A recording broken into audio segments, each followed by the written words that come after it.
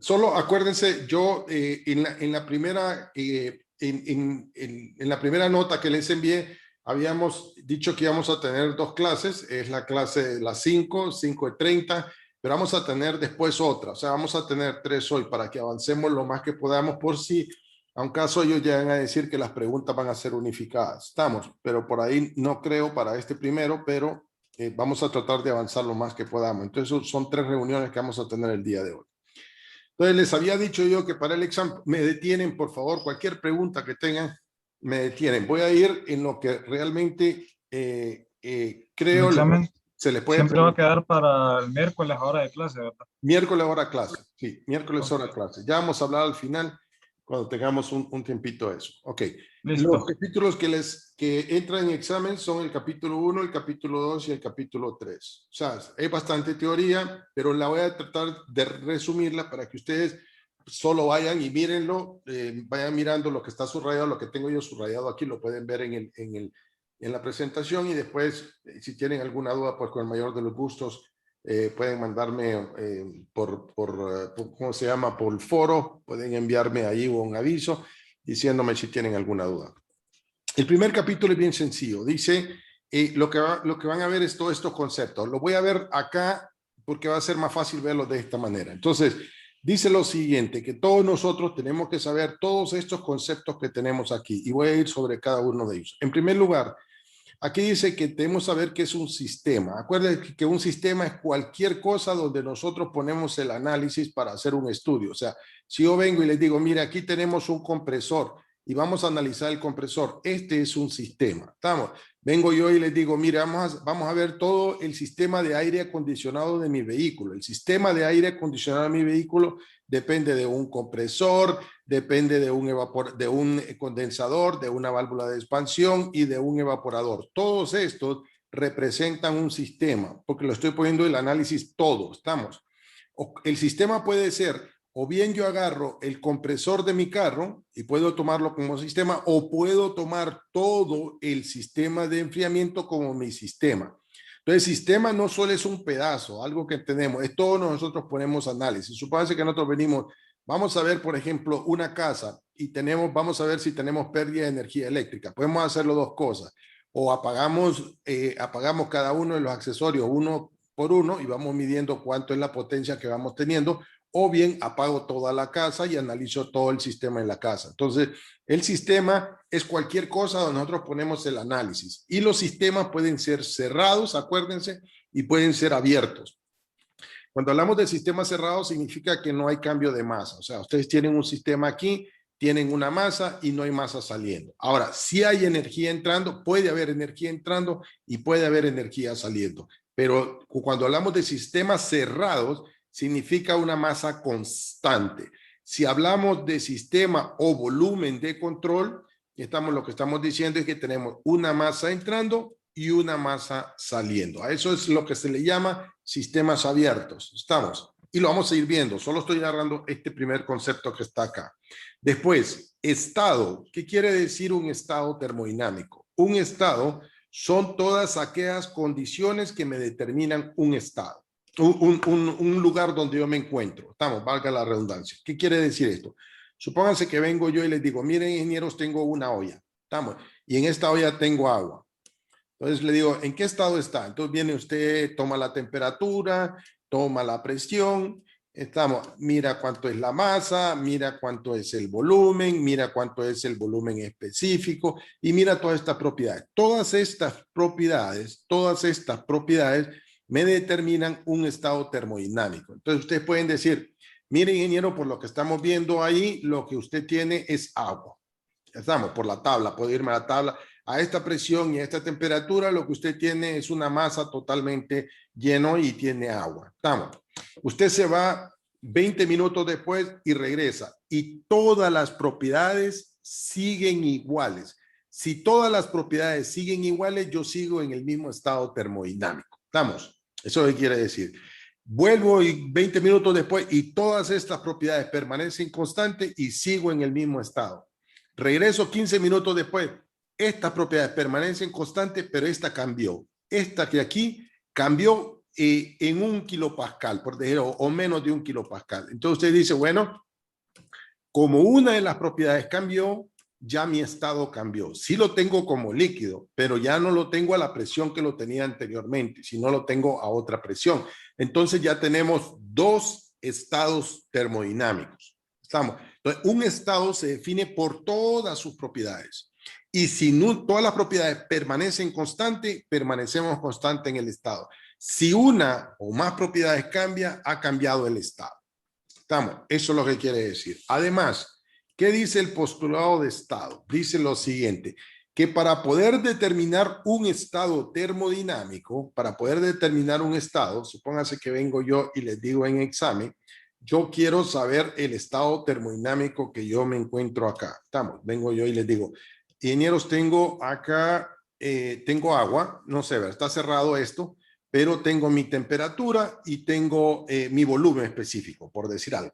Estamos. Si yo me voy al gráfico, de temperatura, volumen específico, acuérdense este gráfico que lo vamos a ver. Si yo me voy a ese gráfico, yo puedo tener la temperatura en algún momento dado y determinar el volumen, pero no sé si estoy por lo menos aquí o estoy allá, porque este volumen puede variar en función del tiempo. Entonces, lo que me dice el postulado de estado es que para poder determinar un estado termodinámico, yo necesito 2 propiedades intensivas e independientes. Y son independientes, dice, si una varía mientras la otra permanece constante. ¿Qué quiere decir? Que yo necesito la presión y la temperatura, necesito la temperatura y la presión para poder determinar un estado. Estas son 2 propiedades que son intensivas y son independientes. ¿Qué significa intensivas? Que son independientes de la masa. Yo puedo tener este recipiente con una masa grande y tener este recipiente pequeñito con una masa pequeña y los dos tenerlos a la misma temperatura y tenerlos a la misma presión. Entonces no dependen de la masa. Les dice que para poder determinar, el postulado de estado dice que para poder determinar un estado yo necesito 2 propiedades intensivas e independientes. Y son independientes si una de ellas puede variar mientras la otra permanece constante. Estamos. Voy a ir esto y después vamos a irlos viendo abajo, todos los conceptos. Ok. Después dice equilibrio y proceso. Acuérdense estas 2 cosas. La primera es, nosotros vamos a trabajar con estados en cuasi equilibrios o cuasi estáticos. ¿Qué significa esto? Supónganse que ustedes vienen y tienen un recipiente acá. Estamos. Y vamos a decir que tenemos un pistón. Ustedes tienen un pistón acá y tienen un gas encerrado acá.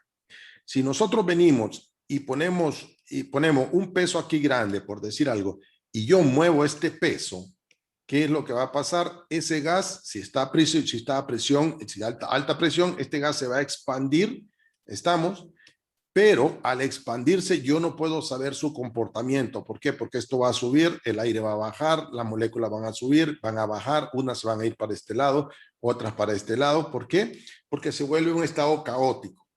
Entonces yo no puedo trabajar con eso. Entonces, ¿qué vamos a hacer? Vamos a trabajar de ahora en adelante con procesos en equilibrio. ¿Qué significa? Que en vez, si yo quiero levantar este pistón, en vez de tener un solo peso, voy a poner un montón de piedritas aquí, por decir algo, un montón de piedritas. Y entonces voy a agarrar una piedrita y la voy a subir. Como es tan pequeña la piedra, este volumen va a subir, pero ¿qué va a pasar con mi presión? Se permanece constante. Entonces voy a decir como que la presión permanece constante. Voy a quitar otra piedrita y así sucesivamente. ¿Por qué? Porque quiero trabajar con estados en equilibrio. Si no puedo trabajar con estados de equilibrio, no puedo determinar un estado termodinámico. No se puede. Se sale fuera del gráfico que nosotros estamos utilizando. Y por último, tenemos la palabra proceso. Proceso significa cambio de estados. ¿Se acuerdan cuando ustedes dicen, cuál es el proceso que usted siguió para matricularse? Quiere decir que primero llegó a la universidad, después fue a registro, después en registro sacó. Eso es un proceso. Pero si usted solo entra a la universidad y se queda en la entrada, eso ya no es un proceso. ¿Por qué? Porque no se ha movido. Entonces, pero cuando hablamos de proceso, significan cambios de estado. Eso es lo que quiere decir. Si tenemos un estado termodinámico aquí con todas sus propiedades y no cambia, ahí no hay un proceso. Para que exista un proceso, debe haber al menos 2 cambios de estado. Si hay un cambio de estado, si tenemos el estado 1 acá y ahora tenemos el estado 2, aquí existe un proceso, que es lo mismo que les decía yo. Si ustedes vienen y se bajan en el bus y se quedan en la entrada de la universidad, usted no sigue un proceso de matrícula. Para seguir un proceso de matrícula, usted entra a la universidad, va a registro, después va a traer documentos y ese es un proceso. Existen varios pasos a seguir.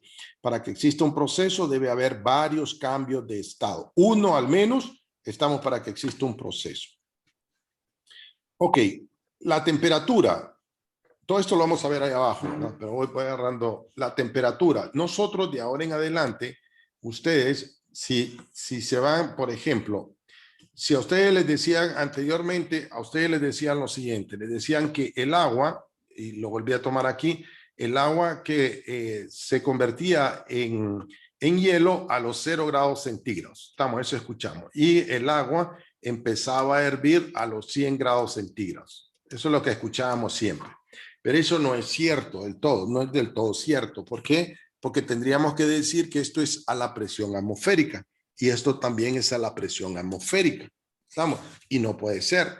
Además, se está usando el agua como un medio se está usando el agua como un punto de referencia, pero nosotros de repente vamos a tener nitrógeno, de repente vamos a tener otro gas, de repente vamos a tener freón, vamos a trabajar con amoníaco y así sucesivamente. Entonces, si nosotros vemos, por ejemplo, el agua, veríamos tal vez una curva aquí así. Entonces decimos, aquí es donde se congela el agua, 0 grados centígrados, y aquí es donde empieza a hervir el agua a los 100 grados centígrados. Tenemos ese comportamiento.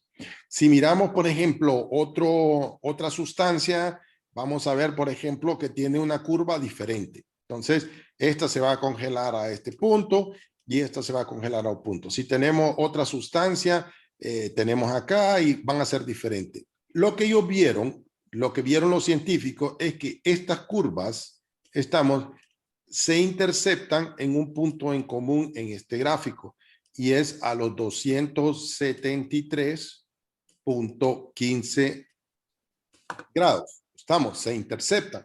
Entonces vinieron, un segundo que el mouse ya está, un segundo, a los 273. Entonces vinieron y agarraron este punto de referencia.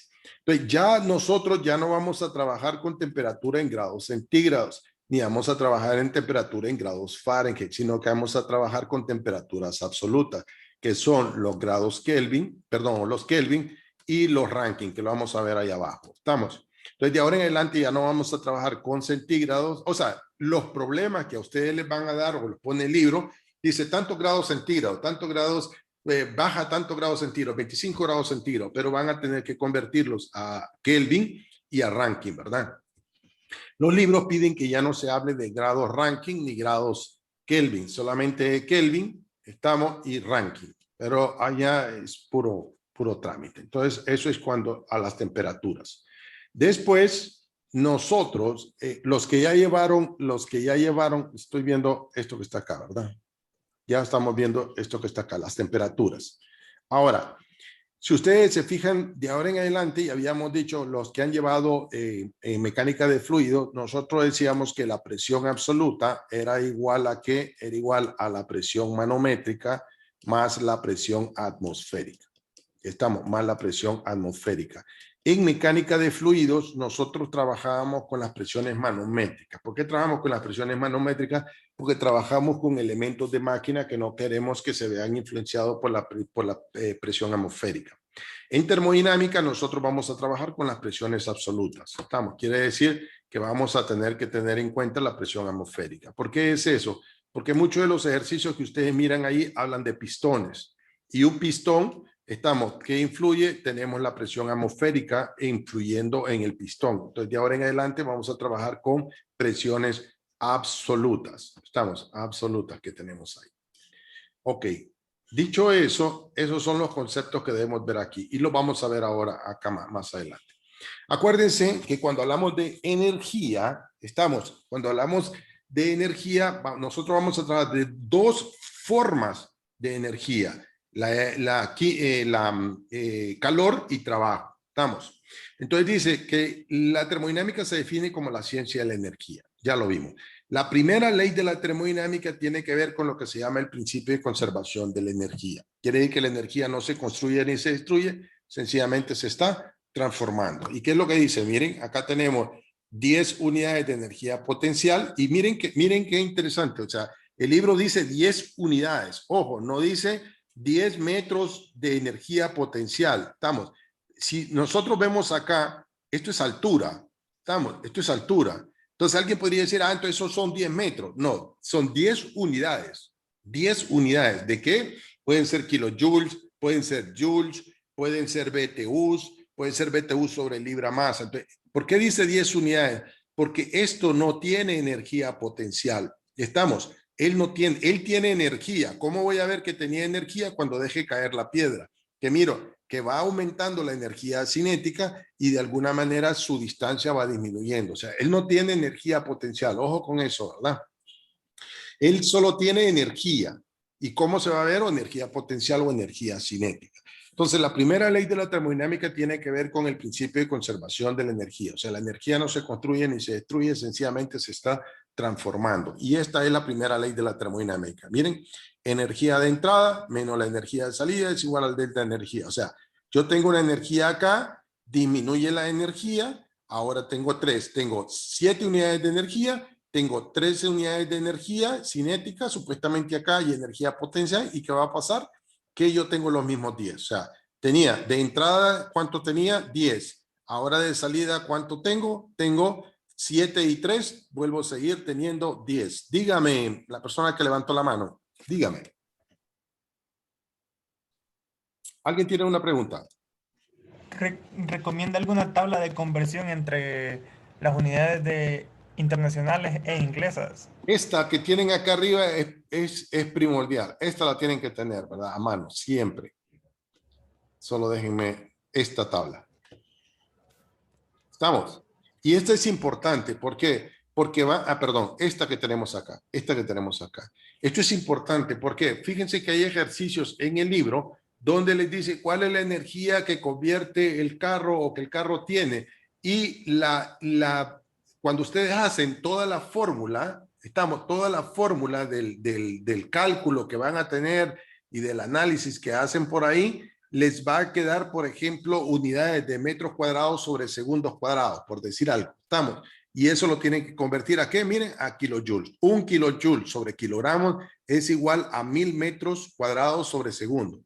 Entonces, si sabemos, por ejemplo, en el examen nos van a decir, tenemos un vehículo que avanza a tantos metros por segundo, encuentre la energía del carro. Entonces usted viene y empieza a decir, pero si la energía cinética está en función de la masa por las velocidades, acuérdense, y más abajo lo vamos a ver cuando veamos la energía cinética, ¿a qué va a ser igual? Habíamos dicho nosotros, a un medio de la masa por la velocidad al cuadrado. Entonces viene usted y dice, pero ¿cómo es energía? ¿Cómo voy a convertir esto? Bueno, mire, aquí tiene los metros cuadrados, y tiene los segundos cuadrados. Quiere decir que esto yo lo puedo convertir a unidades de kilojoule sobre kilogramo. Entonces por ahí a veces se nos complica decir, pero ¿cómo es energía si tengo velocidad? Entonces ahí tenemos, si sabemos esto, podemos resolver cualquier ejercicio que tengamos en la parte de abajo. ¿Le responde su pregunta a eso? Sí, muchas gracias. Ayer tuve problemas con eso, con los BTU y libra masa. Sí, siempre ténganlo a mano, por favor. Y ya con eso me resuelvo.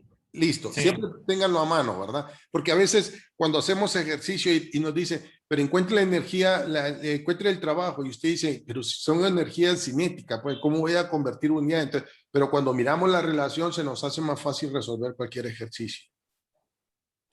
Nuevamente, si tienen preguntas, así como hizo su compañero, son bienvenidas, ¿verdad? No tengan miedo de hacer cualquier pregunta. Ok, y si no miro la mano que se ha levantado, entonces solo me detienen. Ingeniero, disculpe una pregunta. La segunda ley de la termodinámica afirma que la energía tiene calidad y tiene cantidad. Los procesos reales ocurren hacia donde disminuye la energía. ¿Qué quiere decir? Que de ahora en adelante, si nosotros vamos a hablar del agua, es porque el agua tiene una energía que se almacena y tiene una calidad, y por eso estoy usando. En el aire acondicionado, fíjense, nosotros tenemos un aire acondicionado en nuestra casa. Si ustedes tienen un aire acondicionado en su casa, no utilizan agua, utilizan un refrigerante. ¿Por qué utilizan un refrigerante? porque ese refrigerante tiene una calidad para absorber energía. Puede ser el mismo recipiente, podríamos llenarlo con agua. Pero ¿qué pasa? Tenemos la misma cantidad, pero diferente calidad. Quiere decir que el agua no va a absorber la misma cantidad de calor que puede absorberla un refrigerante. Entonces quiere decir que de ahora en adelante vamos a ver eso. Y más adelante lo vamos a ver cuando veamos la segunda ley de la termodinámica. Todo el capítulo 1 es primera ley de la termodinámica. Estamos, todo es primera ley de la termodinámica. Ok, acuérdense de esto, la importancia de las unidades, ya lo dijimos. Esto es lo que estaba diciendo su compañero arriba. Que vamos a hablar de unidades, de energía y todo eso que tengamos ahí. Esto es información, lo pueden leer de por qué lo hicieron así, por qué lo establecieron. Las unidades del sistema inglés, una libra masa, cuánto es un kilogramo, y un pie, cuánto es igual a un metro. Acá tenemos la fuerza es igual a masa por la aceleración. No vamos a ir tanto en eso porque no van a ser preguntas como tal. Puede ser que yo les pida encontrar la fuerza, pero ya saben la fórmula. Y las conversiones que tenemos acá. Esta fórmula ustedes ya la vieron en física, o sea, no creo que tengan problemas con eso. Miren, por ejemplo, aquí esto sí tienen que saberlo, ya que yo, como les decía, a mí me gustaba trabajar en el sistema inglés porque así estudié yo, pues es una tendencia, pero acá pues le gusta bastante el sistema internacional, entonces un joules es igual a un newton por metro. Vayan sabiéndose estas unidades porque la vamos a usar, o la kilocaloría, ¿verdad? Que es igual a una kilocaloría, a tantos de joules. Esto solo son puros ejercicios que los vamos a... Es solo aplicar las fórmulas. Aquí está. Acuérdense, sistemas cerrados y sistemas abiertos. Sistema en primer lugar es... Un sistema se define como una cantidad de materia o región en el espacio para el análisis. O sea, yo cuando hablo de sistema es algo que estoy analizando. Sistema cerrado significa que no entra masa ni sale masa. Estamos. Y esto va a estar definido por lo que se llama la frontera del sistema. Todo eso lo expliqué de arriba. Los sistemas pueden ser abiertos o cerrados. Cerrado significa masa constante y abierto significa masa variable en el tiempo. ¿Tiene una pregunta alguien? Ok. Un sistema abierto se le llama un volumen de control. ¿Qué quiere decir? Que tenemos una cantidad de masa entrando y una cantidad de masa saliendo. Eso es lo que decir. Por ejemplo, aquí tienen un compresor. Un compresor tenemos, o el ventilador de su casa, por ejemplo. ¿Qué es el ventilador de casa? Es un volumen de control. ¿Qué tenemos en el ventilador de nuestra casa? Tenemos aquí y tenemos aspas. Está entrando una masa y está saliendo una masa que nosotros tenemos acá. Entonces es un volumen de control. Estamos. Los volúmenes de control pueden ser fijos o pueden ser variables. O sea que yo puedo venir y decir, miren, ingeniero, lo único que quiero es de este cilindro, solo quiero saber lo que está pasando en la parte de acá arriba, por decir algo. ¿Qué pasa? Yo tengo un volumen de control grande, pero yo me he decidido analizar este pedazo de aquí, por decir algo. ¿Estamos? O la parte de abajo, donde está esta válvula que tengo acá. Entonces pueden ser fijos, pero ustedes lo pueden variar dependiendo del análisis que ustedes quieran hacer. Todo eso está explicado allá lo que les dije ahora, allá arriba, pero bueno, se lo vuelvo a explicar. Las propiedades de un sistema, nuevamente, es cualquier característica de un sistema, se llama propiedad. Ahí tenemos la presión, la temperatura, volumen, la masa, todo eso. Dice, las propiedades intensivas son aquellas que son independientes de la masa. Y aquí les dicen, mire, la temperatura, la presión, la densidad, yo diría que no tanto, pero bueno, lo que vamos a trabajar con presiones y temperatura. Y las propiedades extensivas son aquellas que dependen del tamaño, o sea, dependen de la masa. Estamos. ¿Y cuáles son? La masa total, el volumen total que vamos a tener. Las propiedades intensivas por unidad de masa se llaman propiedades específicas. Esto sí, mucho ojo, por favor. Cuando algo lo dividimos entre la masa, lo vamos a llamar propiedad específica. O sea, ¿qué vamos a tener ahí? Por ejemplo, ya no vamos a hablar de volumen, sino que vamos a hablar de volumen específico, que es el volumen dividido la masa. Perdón, el volumen específico es igual al volumen dividido la masa. Dígame, alguien levantó la mano. Dígame, por favor. ¿Quién levantó la mano? Preguntas, ¿tienen preguntas? Ok. Fui yo, disculpe, se me olvidó bajarla. Ah, ok. No se preocupe, tranquilo, ¿verdad? Entonces, miren, solo quiero que veamos esto. Pues de ahora en adelante, cuando una propiedad está dividido en la masa, lo vamos a llamar propiedad específica. Por ejemplo, el volumen específico es el volumen dividido la masa. La energía específica es la energía dividido la masa. Eso sí es importante. porque vamos a ver más adelante cuando veamos ejercicio que es importante no solamente el calor, sino por unidad de masa. La densidad del agua en un vaso es la misma en cualquier punto, está lo que dice ahí. Tenemos la fórmula de la densidad y la fórmula de volumen específico. Estamos. La fórmula de la densidad relativa, que esta la tuvieron que haber visto ustedes en física, en mecánica de fluido, miramos bastante esto de aquí, que es la densidad relativa. Estamos. Tenemos el peso específico también, que está dado por la densidad multiplicado la gravedad. Ojo aquí, por favor, los estados y equilibrio. Ya dijimos, un estado específico, miren, en un estado específico todas las propiedades del sistema tienen valores fijos. Si cambia un valor de una propiedad, cambia otro estado. Eso fue lo que dijimos ahí arriba. Estamos. Miren, aquí tiene la masa igual, la temperatura igual, pero ¿qué pasó? El volumen específico cambió. Automáticamente aquí tenemos un estado y acá tenemos un estado. Como tenemos dos estados termodinámicos, tenemos un proceso. ¿Estamos? Entonces lo que dice acá, si acá tenemos 2 kilogramos, 20 grados centígrados y volumen es distinto, aquí tenemos un estado, acá tenemos otro estado y por lo tanto aquí ha existido un proceso. ¿Estamos? Los sistemas están en equilibrio térmico. ¿Qué significa equilibrio térmico? Que están a temperatura constante. Estamos, la temperatura es la misma en todos lados. Equilibrio mecánico significa que no hay relación con la presión, o sea, vamos a tener presiones constantes. Si un sistema hay dos fases, se encuentra en fase de equilibrio cuando la masa de cada una de las fases alcanza el estado de equilibrio y permanece ahí. ¿Estamos? Eso es lo que quiere decir, que si nosotros tenemos una fase líquida que está a 10 grados centígrados y una fase vapor que está a 20 grados centígrados, las dos van a estar en equilibrio cuando encuentren el equilibrio térmico entre ellas. ¿Estamos? Ojo en este, por favor. El postulado de estado. El estado de un sistema compresible simple se especifica por completo mediante dos propiedades intensivas independientes. Por favor, este es el postulado de estado que lo dijimos ahí arriba. Quiere decir que yo puedo determinar con la presión y la temperatura, pero no con la presión y la masa. Por ejemplo, si yo le doy, esta es la presión y esta es la masa, no pueden determinar un estado. Estamos. Para que yo termine un estado, tiene que ser dos propiedades intensivas independientes. Vimos intensivas, la presión y la temperatura, y ahí ponen la densidad. Estamos, pero más vamos a usar la presión y la temperatura. Dice el postulado de estado requiere que dos propiedades específicas sean independientes para fijar un estado. Y son independientes si una de ellas puede variar mientras la otra permanece constante. Lo explicamos ahí arriba. Ojo. Si tienen alguna pregunta, por favor, con mucho gusto la respondo. Procesos y ciclos, acuérdense, cualquier cambio de un estado de equilibrio a otro experimentado por un sistema se llama proceso. Acá, por ejemplo, decíamos, acá tenemos la masa, 2 kilogramos, la temperatura tanto y el volumen tanto. Tenemos la misma masa, tenemos la misma temperatura, pero el volumen cambió. Acá tenemos un estado termodinámico, acá tenemos otro estado termodinámico, por lo tanto, aquí hay un proceso. Si estas hubieran permanecido constantes, entonces usted dice no hay un proceso, porque no hay un cambio de estado, ha seguido en las mismas condiciones. Eso es lo que dice acá. Estamos. Y a la serie de los estados por la que pasa un proceso se le llama trayectoria. Acuérdense que la trayectoria de un proceso es importante.